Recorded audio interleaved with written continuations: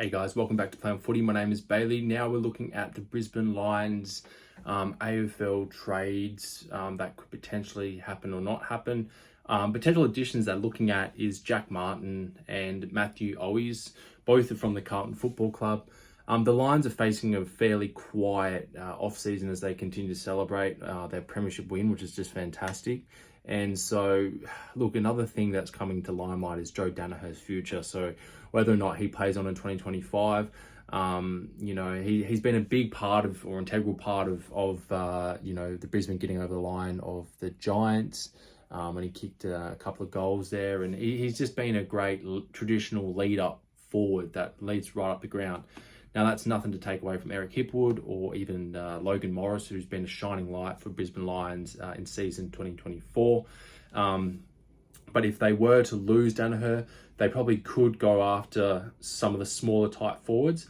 And Matthew Owies, he's not a bad option. I think he kicked something like 30 or 40 goals this season. He's been, I guess, pretty hard done by the Blues, in my opinion. Jack Martin, I probably wouldn't be as keen. He's been quite injury riddled. He's 29 years old. I just probably wouldn't be as keen if I were the Brisbane Lions on Jack Martin.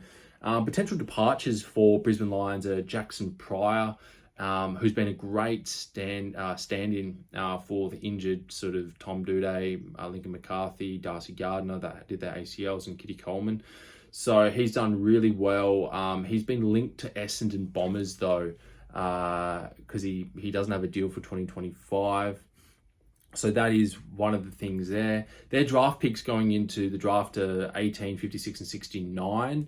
So I think Brisbane are in a lot better position than other teams, purely on the basis that they're going to get Levi Ashcroft under the father and son, which is Will Ashcroft's brother. Now, Will Ashcroft won the Norman Smith Medal. He had a fantastic sort of back end to the year, obviously coming off that ACL injury. He missed out on the 2023 AFL Grand Final, and you could just see that his composure in the game or in the Grand Final this year was just outstanding. So for Brisbane Lions to get another Ashcroft on top of the Jasper Jasper Fletchers and all that sort of stuff that they got as well through father and son, I just think that's just phenomenal. I think it's really good. To have that ability to have such good talent come through your football club, that's pretty effortless to get and doesn't really cost you that much. So I did make a video yesterday on the father and son and academy picks and my thoughts on that. Brisbane really do have a good run. I don't see them falling off. I think they can have another crack at the premiership, with all due respect. They finished 5th this year. I honestly don't think they're going to fall off the face of the earth. They got the 4th oldest list in the AFL, so that they are nearing that sort of tier with Collingwood, Geelong, as the oldest club, and obviously Richmond. But now that they've had a lot of players like Dustin Martin sort of retire, which has helped. But yeah, look, Brisbane will be looking to refresh and to get as much youth as possible so they can have a bit of a quicker turnaround, and maybe do it like Geelong, maybe do it like Sydney, where they don't really sit at the bottom of the ladder for too long. They just straight back up there. So yeah, I think going forward, I think the Brisbane Lions are in a great position.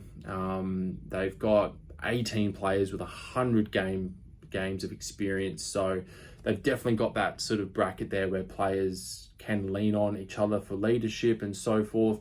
And with Dane Zorko potentially playing on, he's their oldest player, and of course Lachie Neale. But those players, Zorko I think is 35 and Neale's 31.